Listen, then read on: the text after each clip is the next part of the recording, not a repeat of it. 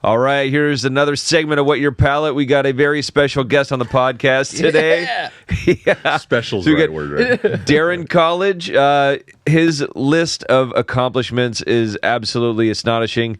We got into some great stories from your time being in the NFL, winning a Super Bowl, time in the National Guard, now a restaurateur, working in fine wine with Three Fat Guys, the brand. Raising a family, moving around the country. I mean, it goes on and on. Yeah, that was all. Is that all we talked about? Felt like we had more. But if you want to hear a story about accomplishments, what motivates people, this is it. Great story. Thank you for being here. It was a true pleasure talking to you. Oh, thank you guys. It was a lot of fun. I feel like we could have gone longer. I think we got on 3 hours. I think we got on 3. I think we might have to have you back, man, if that's cool. Exactly. I'm thinking episode 2. I'm thinking remote. We do one in Boise. There you go. Let's do it. Can we shoot it? I'll put us on the raft and we can shoot it on the river. Yeah, I'm down.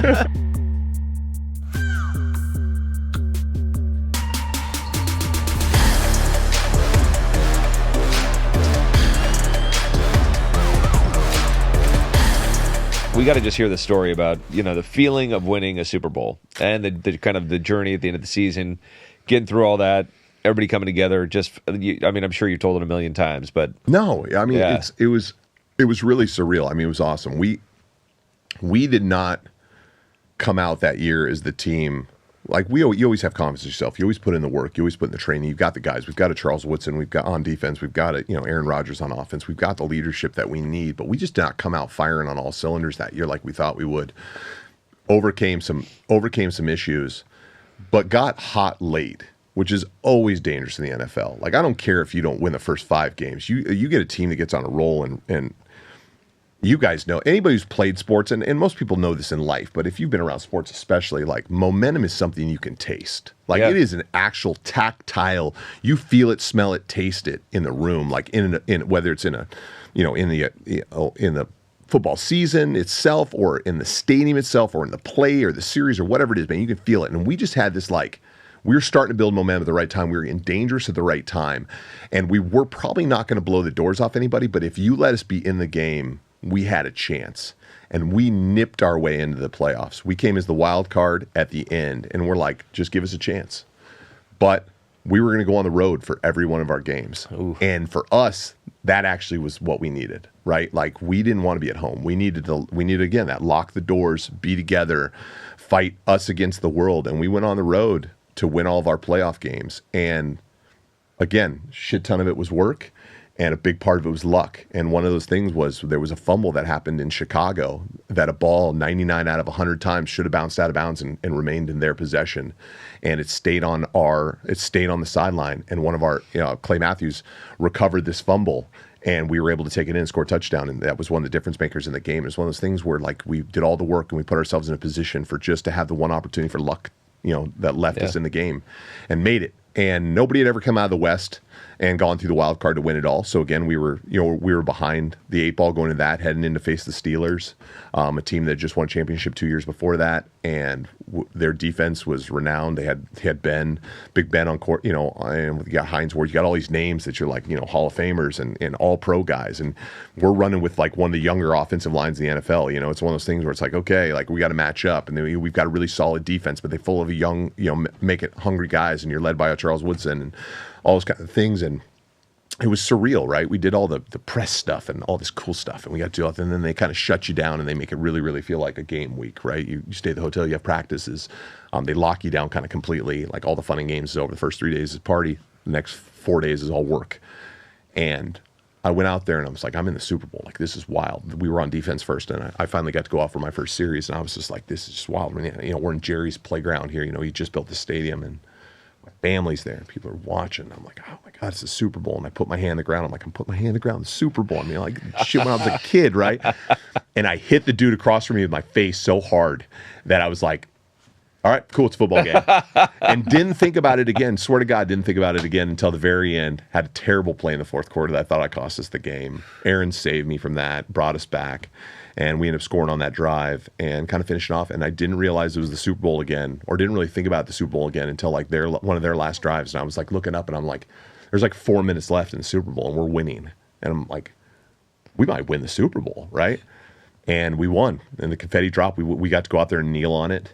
And the hugs and the confetti and the whole 9 yards. My wife, who was pregnant with our daughter, smuggled herself somehow on the field. So they talk about all the security, but back then, obviously it wasn't that good. They got a little pregnant lady, got on the field, was able to get to within touching the Lombardi Trophy without much of a problem. Found my dad, and it was amazing. And all I wanted to do was have a beer and take a nap and hold the trophy. And I've said this on podcasts before, and I think a lot of people find this in success. Like, it was an amazing thing. It was very short-lived. Like, we did the parade the next day, and then it was kind of like, all right, what's next? Yeah. And I've realized in my life, the journey is where the real joy is, right? The struggle, Absolutely. the stories with the friends, the build-up, the overcoming all those things. Everything we did to get to that moment is 99% of it. We did everything we could to put ourselves in an opportunity to win that championship, and we took that step, and there's no denying that that's an amazing thing. Like, it was an amazing accomplishment, and it's something I'll hold on to the rest of my life. But everything I hold on to is everything that I did before that, and that's probably why the ring is in the safe. I don't really think about the ring that much. I think more about these stories and the things we overcame as a group to get to that place, and then you start figuring out how to do it again, because all of a sudden guys were getting moved and guys were getting new contracts and guys were trying to go to other places and win games, or guys were retiring and guys were trying to find out the rest of their lives. And that Super Bowl celebration lasted for a day and a half, and there was 363 other days that it took to get to that point. And it's just it's one of those things. So yeah, super, super, super special, but really a special year more than it was the Super Bowl itself. Yeah. Well said. Yeah. That's very cool. I definitely agree. The journey is all of it. Yeah, you look absolutely. back and you get your accomplishments, whatever else, but you always want what's next. Yeah. You always, Well, but I think we all strive for that journey. That's Well, and I think that's what's helped me in my life also, to realize that, like, those 8 other years I didn't win. 8 other years were failures, right? Like, my career is defined by success because people say, hey, you played 9 years. You won a championship like you did. And I said, yeah, but I failed 8 years. Like, 8 years I didn't go out and do what was required of me to get to the end to win a championship. My career is actually defined by failure. It's not success. Like, we're not all Tom Brady. Yeah. And even Tom Brady's career, he didn't win more Super Bowls than he played. If you allow those failures and those successes to be what you think is actually your definition, then that's not true. It's the journey. You know, what did I learn during those 8 other years? What did I learn that 1 year of the success? That's the things that set me up for all the things that are happening in my life. And that's what I try to tell some of these kids. Like, you may never get there. You may never, ever be at the very, very top of that mountain. But I promise you, if you ever do get to the top of that mountain, you're just going to look for the next mountain. So you're just going to be looking for the next thing, because if you're not challenging yourself, if you're not putting yourself in situations where you think you have a chance of failure, then you're not challenging yourself enough. You're not growing at all. And I grew more in those 8 years of losing than I ever did in that 1 year winning. yeah. I love what you said. I like it because it's like this idea of celebrating your failures. Because I feel like if you can celebrate your failures, that means you showed up. Yeah, That God, means you I were mean, there to do it. God, hopefully I'm fortunate enough in my life to be continue to put in situations where I can continue to try to travel myself, you know, challenge myself and be useful. Like, that's all I want. I just want to continue being useful. I want to find new things to do and new ways to help. And it's just not all going to work out. It's not all championships. It's not all roses. It's not all $1 million endings. Yeah. You know, it's just one of those things like, hey, man, I hope we're all fortunate enough to be in a situation where we can continue to challenge ourselves and grow and be able to look at our failures as, no, man, I didn't fail. I haven't invented the light bulb yet, right? Like, I have all these ways to not invent a light bulb, and then I'll get to invent the light bulb at the very end. But I need to figure out how to not do it right. God, if I was winning the first time I did everything, what a Life would be boring as hell. It'd be boring as hell, right? I need the opposite side of that coin. Yeah. You know? I need the things that define my greatness by the things that I'm really, really bad at. And I do think the showing up piece, whether it's for good or bad, or you know, like you're winning or losing, that's what I try to instill in my kids all the time. Is like, just show up. 90% of life is just showing up, and you're gonna learn one way or the other through that process. But you just sit there doing nothing, looking at a phone, looking at a screen. My daughter's 14 this year. She's going to be 15 this month, actually, and she got her very first job, and she works for me. And obviously, my position as the owner of the business allows her the opportunity to get the job probably without an interview. But I told her day one, I said, you now work for these two people, not me. Dad's not saving you. But I said, if you show up every single day and you're in the right place, the right time with the right uniform on, I said, I promise you got 90% of the business licked. I said, the rest we can teach you. We can teach you things. But if you show up with some effort and some attitude and you're in the right place to do that job, you're going to have a lot of the world beat, right? Like, because that's all anybody wants these days. Like, come out and work. Like, just come out and do a job and care about what you do. And I said, you'll find success. And she was super nervous about it, but sure as shit, man, she shows up and she has her uniform on, she does her job, and she works really hard, and she's proud of what she's doing, and she gets a little bit of money on the side, and she gets to earn that. And she came back from her first week of work, or first 2 days of work, and she was talking to my wife in the car, and my wife was asking her about, how's the day? How's it feel? And she's like, I'm still nervous, but she's like, it was extremely fulfilling, right? To have that purpose, to have that drive, to go out and earn something and do something and be more than just sitting around doing nothing. And I was super proud of her for that, because I think that's something that we all have to learn, right? I just had a driver smash in the side of my, broke off my water main last night, or 2 nights ago at my business. Oh, damn. Don't know if it's a medical issue, don't know if they're drunk, doesn't really matter. But they drove through our outflow valves for the water system and then plowed an employee's bike and hit a car, and water spraying everywhere, and they shut down my building. And we can't keep our business open. Restaurants legally can't be open without water.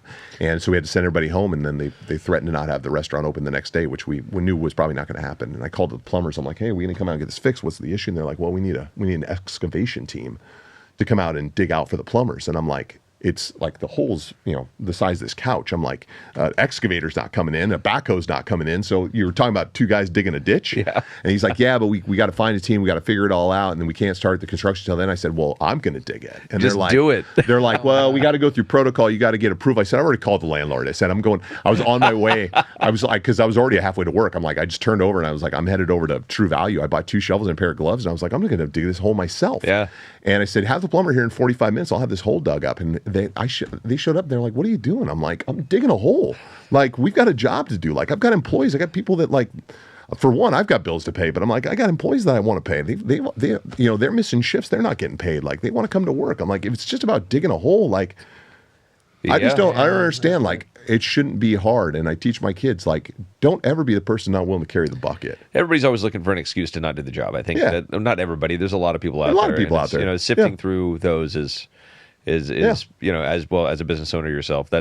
That's something I think you probably get a good gauge on over time. Like, I think as an owner, like, there's always the I think it's a famous Navy SEAL thing. But, like, who's going to carry the boats? Like, you got to be willing to do the work. Like, I'll pick up a broom, a shovel, I'll do, low volt, like, whatever it takes. Like, you do the job. That's the way I was raised. And I think that there's a lot of people out there that are raised that way. It's just, I think we continually go out there and try to keep finding those people. Yeah. And I don't care if that's professional sports or the person working down the coffee shop. Well, it's also how do you teach that? How do you develop that skill in people at a young age? And I mean, well, with your daughter, she was working in the restaurant. Yeah. Is she serving hostess? She's a food runner right now. Food runner. Yeah. Oh, that's even better. Yeah. So she's learning kitchen side and got to deal with the people out there. And sadly for her, but good for her volleyball career, my restaurant's upstairs. So the kitchen's downstairs, restaurant's upstairs. So she walks a lot of stairs in her 6-hour shift. So she gonna get real strong. So she's gonna be jumping over the net this year. Is that Corso?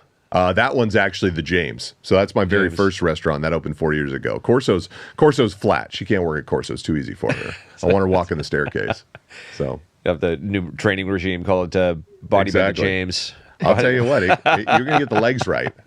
We actually a new kind of workout. We hire a couple athletes occasionally from Boise State, especially during the off season, and they a lot of them take it serious because they're like, oh, it's a workout, it's cool. Like I get to run food and I can stay busy. We've also had people quit after 2 days. Yeah. They're like, I'm not walking those stairs. All right. That happened. We had a restaurant for a while. It's now a tasting room, but it was a 4-story restaurant. And that might be a little much. It killed people. Yeah. I think you need a dumbwaiter at that point. You're going to need to run out of the cable. I don't think anybody's the beauty of here in California is you can't have dirty plates going to the same dumbwaiter as food. So you got to have. You guys just keep finding a way to do it. I love it. I love it. I love it. California keeps finding ways to screw itself over, man. It's great. Yeah, they're like, hey, how can we make this less attractive for business owners to provide the services for a place that's based on a economy of people showing up? See, and now everybody's moving to Boise or Idaho. Yeah. The governor points out pretty much weekly that we have a cow problem. California, Oregon, and Washington. Yeah. So Governor Little has pointed that out numerous times. We've got I've not heard that before. You got a cow problem. Cow We're problem. just talking about them. Idaho's got a cow problem. Yeah. I like it, man. That's awesome. Yep. All right. So after football, you got to jump into this because I mean how do you find yourself after being in the limelight and like you got a young family? I mean, it's And then what motivated you to take your next step? Well, I told you, I said I wasn't going to use my face as a battering ram anymore, right? I'm going to get into a safer thing than playing football. So I was like, you know what? I'm going to fly around in helicopters. The journey actually started right after we won the Super Bowl. So Super Bowl allowed us the opportunity to go out. Everybody's heard of USO tours. So we started, when you win the Super Bowl, that's what you get to do. You get to go out and take the Lombardi Trophy out, and you do USO and, lesser known entity called Navy Entertainment. So you go out and see the Marines, and you go see the boats, and you go see the Navy guys on the ships. And we got a chance to do that. So I was in places like Guantanamo, and I was in the Middle East, and I was in the Red Sea, and I was going out and seeing all these troops. And I told you from North Pole, I was raised around that. You know, I've got a lot of military in my family. My brother's a former Green Beret. I've got a bunch of Navy. I got a cousin who was a Marine. I've got, Air Force. We've got all kinds of military members in my family. So it's one of those things where the idea of being in the military was what I was going to do, and went out and saw those troops and took the trophies out. And that was right during the Arab Spring, and these guys were just out there getting after it, just out there away from their families, doing the things, stuck on these ships for months on the time. And the interesting thing is, you go out to see these guys, and it feels kind of hollow in the sense of, like, hey, you want my autograph? Like, that's, that feels bad. Not because you don't want to do that for them, but you feel like it's like the most simple thing in the world for a bunch of people that are putting their life on the line for people they'll never meet. And you start getting to talk to them. But we had these fortunate opportunities to, like, we would get down with these autograph sessions and these question and answer sessions, and we would just get to go out on these ships or on these bases and just socialize and go, like, to hang with them. And the funniest thing is, you think they were going to ask you about football, but they're asking about what's going on in the real world, because they've been stuck on these ships for months. They're like, hey, what's the news out there? What's going on? And you realize they don't got magazines. They don't got, they're not really getting the internet. They're not doing the thing. I'm like, so we go back to one of our hotels the next day after we get off the ship, and we go down to the PX, and we grab all these backpacks, and we fill it with all the booze out of our hotel rooms, and we grab like every magazine off the rack, and we fill these backpacks, and we start dropping these off on ships. Totally illegal, right? Totally, like they would have gotten in a lot of trouble for it if any of them got busted. Like, I totally apologize, but hopefully it helped them through with the booze. Being somebody who served in Afghanistan and now knows you can't just smuggle booze, but knew after those trips that, like, I was going to continue to be involved with the military in whatever level I could, whatever my B-level status of celebrity would allow me, right? I was going to continue to serve and help in any way I thought I could possibly do it. When I got done with the NFL, I almost quit then, and it was like kind of thinking about, maybe I want to join up, maybe it's because of what I thought about doing earlier, and then realized I was kind of had the chance to get this second contract and take care of a lot of people. And like I said, I didn't come from money. It was a chance to take care of my wife, my kids, our family, our extended family, take care of some stuff, and decide that was what needed to be done. Selfishly, that's what needed to be done. But I would continue to support them. Got out and realized I didn't want to retire from life when I was done. I didn't make $100 million. I didn't make $200 million. I didn't have a yacht lifestyle waiting for me. And I knew I didn't want to do, what normally guys do when they get done, right? I wanted to chase something, and I'm a private pilot in my own life. And I started looking into what it'd be like to fly professionally, whether for one of the big dogs or one for the small dogs, and whatever, private or whatever. And I kind of had the itch of, like, what'd the guard look like, and went down and talked to a recruiter and had a conversation with them about what it'd look like to be a helicopter pilot or a backseater in a helicopter, because we had a helicopter division right off Gowan Field there in Idaho, and realized that that's the route I wanted to go. I wanted to serve my community. I wanted a chance to serve the state of Idaho and the city of Boise, and thank them for everything they'd given me. Because, they took a kid from North Pole who had not a ton in his life and turned him into a man. Met my wife there, had my kids, gave me a college education, gave me a chance to go to the NFL, and showed up every weekend that I played there and supported me. And I think 5 of them bought my jersey. So it was one of those things, and 10 of them bought my bobblehead. So it's like, Boise and Idaho itself have given me everything I have. And this was a chance for me to not only serve them, search and rescue and firefighting and disaster relief and all those cool things, also serve my nation, which was super, super important to me, and get to do something super cool, which was fly around in helicopters. They offered me a flight spot because of my private pilot's license. My wife said I could do whatever I want, but she said she did not want to move to Alabama. And I said, hey, I get it. Like, you just chased around a 9-year career. We wanted to raise our girls at home with family. But if I took a backseater spot, I could be a mechanic. I could be flying all the time. And I'd only have to go to boot camp for 16 weeks or 10 weeks. And I had to go to train for 16 weeks. So I'd only be on 26 weeks. And I was like, okay. So that's what we did. She's a military brat. Her father's a retired Air Force. So she knew the role. She knew the job. And she was 100% behind me from the beginning. And man, I learned how to be a mechanic on helicopters. I learned to fly. We were an assault company when I first got into it, which means we're carrying around the troops, and I'm doing the door gunning, and I'm wrenching on the helicopter, and we're going out doing search and rescue missions, and we're helping guys rappel, and we're working with badasses and Navy SEALs and JTAC guys, and doing all this high speed stuff. And we get the announcement that we got a possible deployment coming up to Afghanistan, and knew I wanted to go. Knew it was something I wanted to do in my life. I'm not a great Monday morning quarterback. I try not to speak on things that I haven't done or don't do or don't have a lot of knowledge about. I don't try to guess. Combat was one of those things that I wanted to go do. I wanted to serve my country internationally. I wanted to go into those combat zones. I wanted to go help those people. But more importantly, I wanted that experience because I don't want to speak on it unless I've seen it. Also knew I was not 25. I am not G.I. Joe. I am not a door-kicking, barrel-chested son of a bitch. Like, that's just not who I am. I'm not built like those guys. Those are special, special people. But medevac was a mission where I knew that I would have a chance to bring kids home and bring them back to their families. And I thought that was the thing that I could do. Because if I can help load up kids and get them back to their families, dead or alive, that's something that was super important. So I volunteered for that mission set. We learned to be a medevac unit. Went out to Texas and trained for another 3 months after doing 6 months of training, I think, at home, and then flew to Afghanistan. Spent 9 months in Afghanistan, about 8.5 actually. I got to come home 2 weeks early because I got to see my brother graduate and become a Green Beret, which was awesome. And lived in the Helmand province for 8 months with a bunch of other dudes and girls, and saved a lot of lives. Got to go on a lot of missions, put a few people in bags, and got to do something amazingly awesome that I would have probably done again. The only reason I left the military was I got diagnosed with cancer, lost my flight status, and didn't know if I was going to be able to get it back and fly again.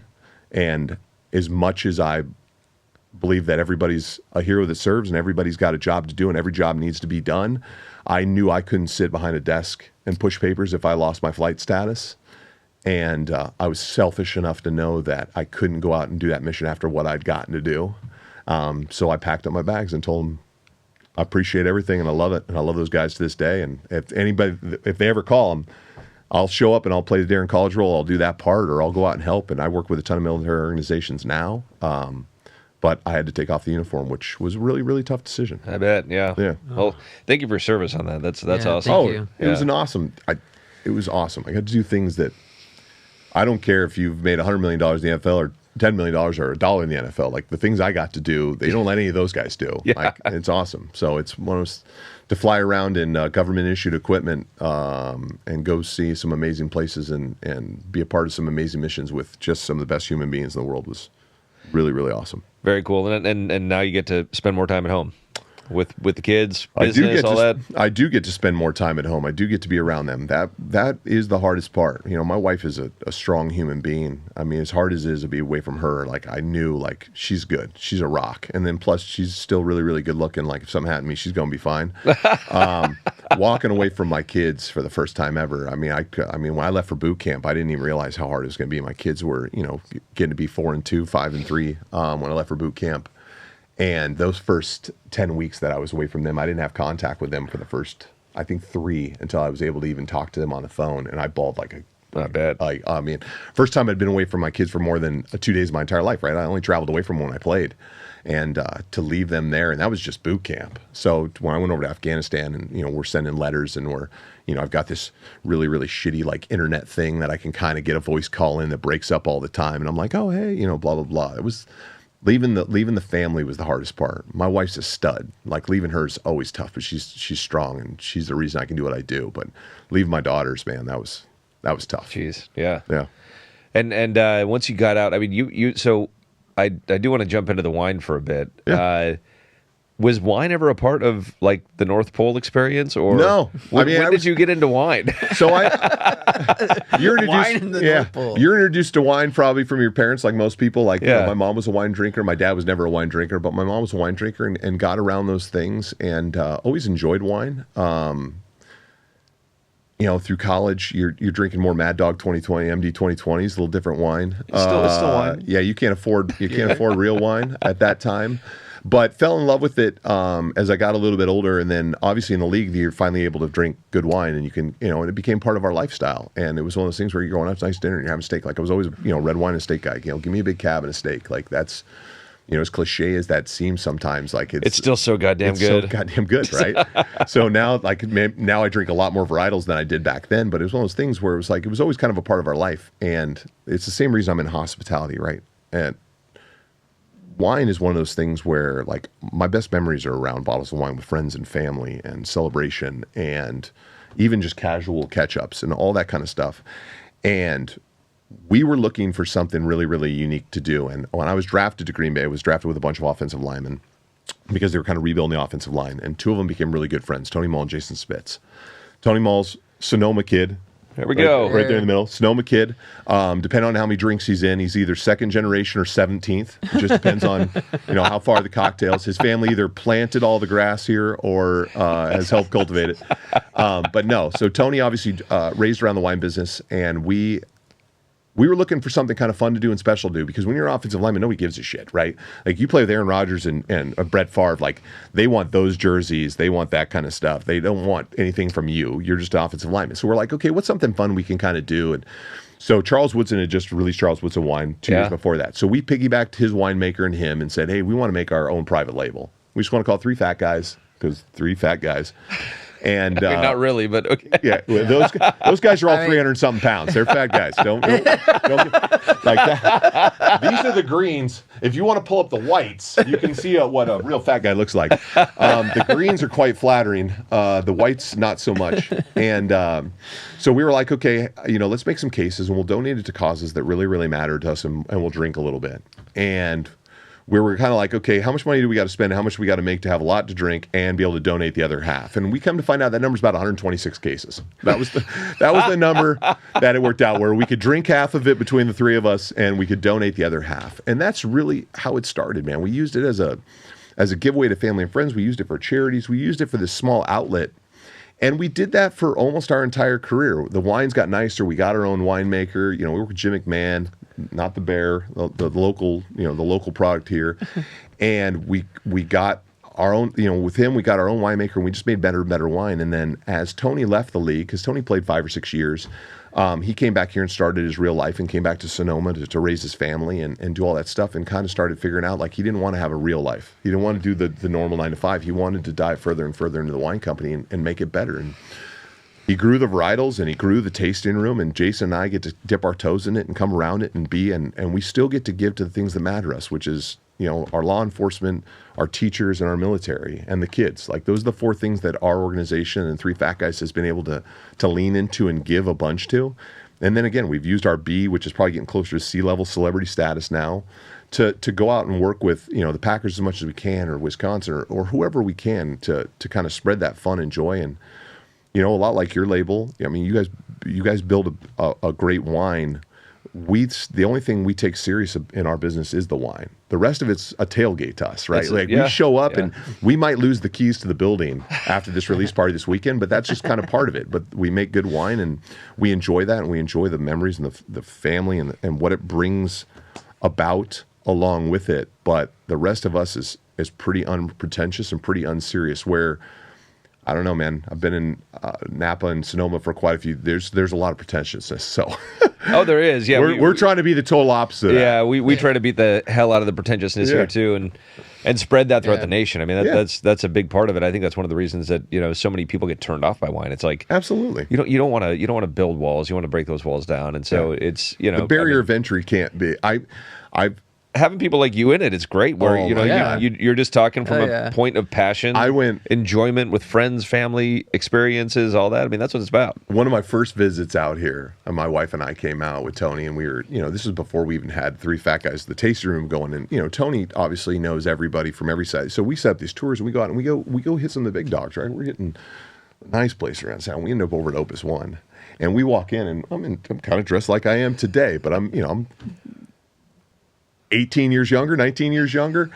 And we get up to the counter, and this lady looks at us and goes, "I'm sorry, sir. You know this is $75 a tasting, correct?" Before we start. And I was like, I can't lie. I almost bought a ball off the wall and threw it on the ground. I was like, I was just going to shatter it right there. Like, okay, I'll have the next one. Like, nah, it's a terrible vintage. Like, can we get more of the 03 out here? This 06 is just crap.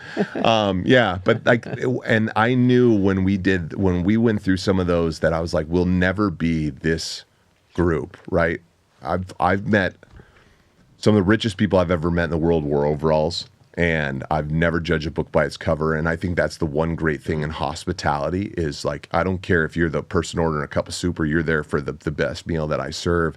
My staff better treat you like it's Cheers. Like, it better be your place. They have a experience to provide. I tell all my staff when I build my restaurants, every time we sit down with staff for the very first time, I tell them, this is my house, but this is your home, and you better treat it that way because you're the reason people are going to continue coming back here. You're going to provide the experience they do, and that's the one amazing thing in hospitality. We ask people for their time and their money, two most important things in their life, one they can replace and one they can't.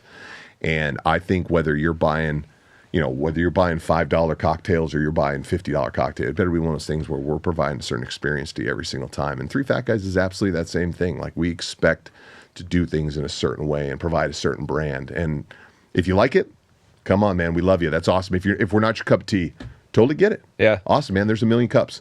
It's funny. I always correlate. Well, it took me a while to figure this out, but with the amount of products in the wine world, right? So over 10,000. I think it's somewhere on 14,000. Yeah, but isn't it all owned by 5 people? Yeah. Really, most of it is. Yeah, but there's a lot of selection for the consumer, right? And there's that wall of wine and all that. And so if anything doesn't hit the right mark, price, package, quality, story, whatever, it's so easy to trade out. Yeah. And I thought for a long time, what other product categories are there that a consumer can trade out of?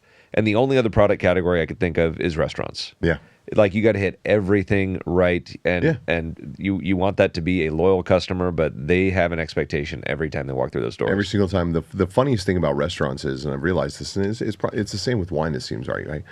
I'm actually only servicing 10 to 15% of the people that come to my restaurant regularly, right? Those 10 to 15% are my most loyal customers. They're the ones that are there multi-times a week, and they're my biggest amplifier for my business. They're the ones that go out and tell everybody. They're the ones that bring new people in. They're the ones that bring in my new regulars, right? But those 15%, man, they are the most important part of my business, right? Like, I've got other regulars. I've got people that show up once a month. But I've got this 10 to 15%, it seems, at every one of my restaurants that's like, they're the ones that are always going to be there. And no matter how much marketing I do, no matter how many social media things I do, it doesn't really matter, right? Restaurants, food, wine, things you put in your mouth and belly are one of the few things in the world where it takes somebody like you to say to me, this is what I drink.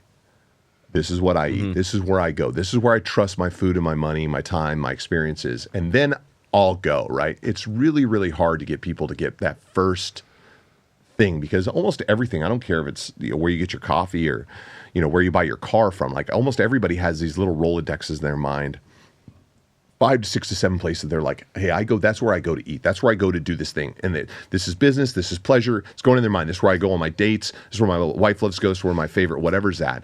And your job in whatever business you are in is to try to get in that Rolodex. I want one spot in that Rolodex. Yeah. Like, if I can get you 3 times into my restaurants, or I can drink my wine or whatever it is, I probably got you. You're probably going to be a regular. You're going to enter that 15% window where it's my job is to make your experience better every single time you come in. Make sure your experiences are met every time you come in, because you're that new amplifier for me. Yeah.